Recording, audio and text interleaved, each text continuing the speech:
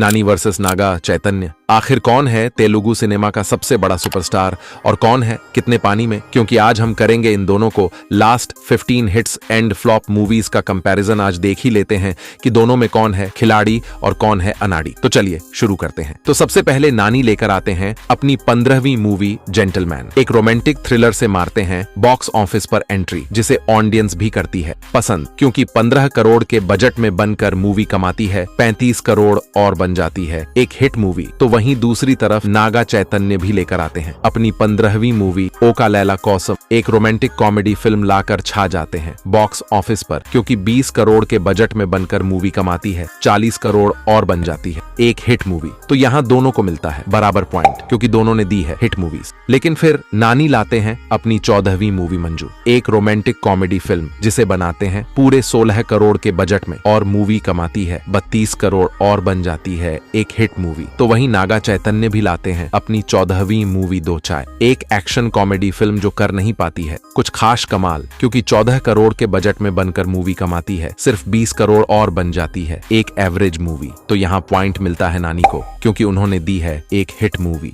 कि तभी फिर नानी की आती है 13वीं मूवी नैनू लोकल, एक एक्शन कॉमेडी फिल्म जिसमें कृति सुरेश के साथ मिलकर बनाते हैं जोड़ी और मूवी को बनाते हैं 20 करोड़ के बजट में और मूवी कमाती है 35 करोड़ और बन जाती है एक एवरेज मूवी की। तभी नागा चैतन्य की भी आती है 13वीं मूवी प्रेमम, एक रोमांटिक कॉमेडी फिल्म जिसको बनाते हैं 20 करोड़ के बजट में और मूवी कमाती है 38 करोड़ और बन जाती है एक हिट मूवी। तो यहाँ पॉइंट मिलता है नागा चैतन्य को, क्योंकि उन्होंने दी है एक हिट मूवी। और फिर गुस्से ही गुस्से नानी लेकर आते हैं अपनी 12वीं मूवी निन्नू कोरी, लाते हैं एक और रोमांटिक कॉमेडी फिल्म और लूट लेते हैं बॉक्स ऑफिस को, क्योंकि 18 करोड़ के बजट में बनाते हैं इस मूवी को और कमाती है 52 करोड़ और बन जाती है एक सुपरहिट मूवी। तो वहीं नागा चैतन्य भी लेकर आते हैं अपनी 12वीं मूवी साहसेम स्वासागा सागिपो, एक रोमांटिक एक्शन फिल्म लाकर सोचते हैं कि इस बार करूंगा बड़ा धमाका, लेकिन मूवी का हो जाता है पोपट, क्योंकि 15 करोड़ के बजट में बनकर मूवी कमाती है सिर्फ 22 करोड़ और रह जाती है एक एवरेज मूवी। तो यहाँ पॉइंट ले जाते हैं नानी, क्योंकि उन्होंने दी है एक सुपरहिट मूवी। और मन ही मन खुश होकर नानी लाते हैं अपनी 11वीं मूवी मिडिल क्लास अंबाला, एक एक्शन कॉमेडी फिल्म जिसमें ऐसा करते हैं कमाल की लोग आज भी करते हैं इसकी जमकर तारीफ, क्योंकि 25 करोड़ के बजट में बनकर मूवी कमाती है 60 करोड़ और बन जाती है एक सुपरहिट मूवी। तो वहीं नागा चैतन्य भी लाते हैं अपनी 11वीं मूवी रारंदोई वेदुका चूड़धाम, लाते हैं एक और रोमांटिक कॉमेडी फिल्म जिसे बनाते हैं 25 करोड़ के बजट में और मूवी कमाती है 50 करोड़ और बन जाती है एक सुपरहिट मूवी। तो यहाँ दोनों को बराबर पॉइंट मिलता है, क्योंकि दोनों ने दी है सुपरहिट मूवीज। कि तभी फिर नानी की आती है 10वीं मूवी कृष्णा अर्जुना युद्धम, एक एक्शन कॉमेडी फिल्म जो गिरती है बॉक्स ऑफिस पर औंधे मुंह, क्योंकि 30 करोड़ के बजट में बनकर मूवी कमाती है मात्र 15 करोड़ और बन जाती है एक बड़ी डिसास्टर मूवी की। तभी नागा चैतन्य की भी आती है 10वीं मूवी युद्धम शरणम, एक एक्शन थ्रिलर फिल्म जिसे देखकर ऑडियंस का होता है बुरा हाल, क्योंकि 12 करोड़ के बजट में बनकर मूवी कमाती है सिर्फ 10 करोड़ और बन जाती है एक फ्लॉप मूवी। तो यहाँ पॉइंट ले जाते हैं नागा चैतन्य, क्योंकि उन्होंने खाया है कम लॉस। और फिर नानी लेकर आते हैं अपनी 9वीं मूवी देवदास, नागार्जुन के साथ मिलकर बनाते हैं एक एक्शन कॉमेडी फिल्म जो ऑडियंस को आती है कम पसंद, क्योंकि 45 करोड़ के बजट में बनकर मूवी कमाती है 48 करोड़ और बन जाती है एक फ्लॉप मूवी। तो वहीं दूसरी तरफ नागा चैतन्य भी लेकर आते हैं अपनी 9वीं मूवी शैलजा रेड्डी अल्लूडू, एक रोमांटिक कॉमेडी फिल्म जिसे ऑडियंस देती है कम भाव, क्योंकि 20 करोड़ के बजट में बनकर मूवी कमाती है 28 करोड़ और रह जाती है एक एवरेज मूवी। तो यहाँ पॉइंट ले जाते हैं नागा चैतन्य, क्योंकि नानी ने तो दे डाली है एक फ्लॉप मूवी। और गुस्से में आकर नानी लाते हैं अपनी 8वीं मूवी जर्सी, एक स्पोर्ट ड्रामा फिल्म जिसकी ऑडियंस करती है बार बार तारीफ, क्योंकि मात्र 20 करोड़ के बजट में बनकर मूवी कमाती है 55 करोड़ और बन जाती है एक सुपरहिट मूवी। तो वहीं नागा चैतन्य भी लाते हैं अपनी 8वीं movie Savyasachi, actor are Madhavan के साथ मिलकर बनाते हैं एक एक्शन थ्रिलर फिल्म जिसका होता है बुरा हाल, क्योंकि 25 करोड़ के बजट में बनकर मूवी कमाती है 18 करोड़ और बन जाती है एक फ्लॉप मूवी। तो यहाँ पॉइंट ले जाते हैं नानी, क्योंकि उन्होंने दी है एक सुपरहिट मूवी। कि तभी फिर नानी की आती है 7वीं मूवी गैंग लीडर, एक एक्शन कॉमेडी फिल्म फिल्म से ही बॉक्स ऑफिस मचाते हैं कमाल धमाल, क्योंकि 25 करोड़ के बजट में बनाते हैं इस मूवी को और कमाती हैं 70 करोड़ और बन जाती है एक ब्लॉकबस्टर मूवी की। तभी नागा चैतन्य की भी आती है 7वीं मूवी माजली, एक रोमांटिक ड्रामा फिल्म जिसमें समांथा के साथ मिलकर बनाते हैं जोड़ी और उड़ा देते हैं बॉक्स ऑफिस के फ्यूज, क्योंकि 25 करोड़ के बजट में बनाते हैं इस मूवी को और कमाती है 67 करोड़ और बन जाती है। नागा चैतन्य के करियर की एक ब्लॉकबस्टर मूवी, तो यहाँ दोनों को मिलता है बराबर पॉइंट, क्योंकि दोनों ने दे डाली है इस बार ब्लॉकबस्टर मूवीज।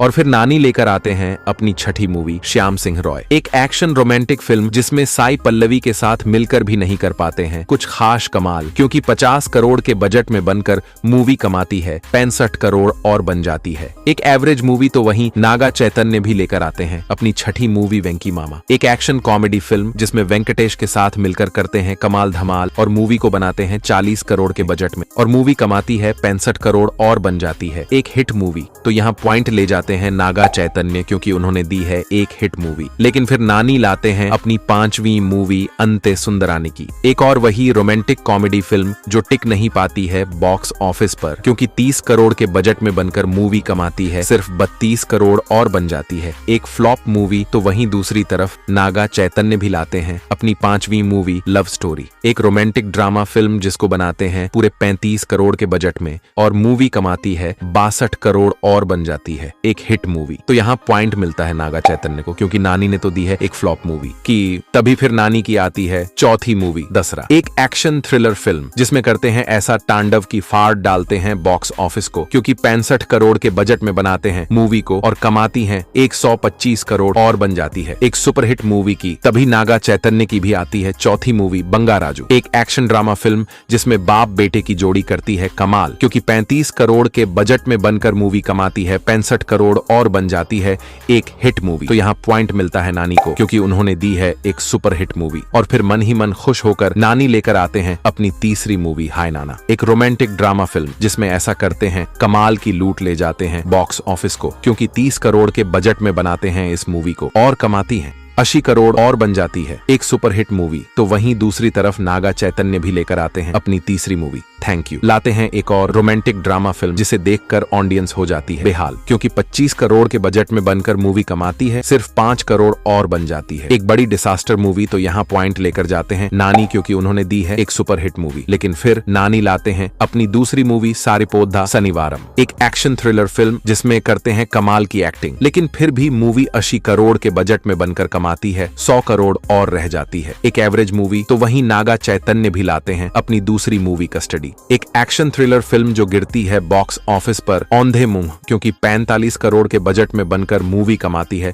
सिर्फ 20 करोड़ और बन जाती है एक बड़ी डिसास्टर मूवी। तो यहाँ पॉइंट ले जाते हैं नानी, क्योंकि नागा चैतन्य ने तो दे डाली है एक बड़ी डिसास्टर मूवी। लेकिन तभी नानी लेकर आते हैं अपनी पहली मूवी हिट 3, एक प्योर एक्शन थ्रिलर फिल्म जिसमें करते हैं कमाल धमाल और मूवी को बनाते हैं 70 करोड़ के बजट में और मूवी कमाती है 120 करोड़ और बन जाती है एक हिट मूवी। तो वहीं दूसरी तरफ नागा चैतन्य भी लेकर आते हैं अपनी पहली मूवी ठंडेल, एक एक्शन रोमांटिक जिसमें साई पल्लवी के साथ मिलकर बनाते हैं जोड़ी और मूवी को बनाते हैं 60 करोड़ के बजट में और मूवी कमाती है 95 करोड़ और बन जाती है एक हिट मूवी। तो यहाँ दोनों ले जाते हैं बराबर पॉइंट, क्योंकि दोनों ने दी है हिट मूवीज। तो दोस्तों यही है नेचुरल स्टार नानी और नागा चैतन्य की last 15 hits and flop movies. अब आप लोग ही बताओ इन दोनों में आखिर कौन है विनर और कौन आपका फेवरेट सुपरस्टार। और हाँ, अगला कंपैरिजन वीडियो किस पर चाहिए कमेंट में जरूर से बताकर जाना।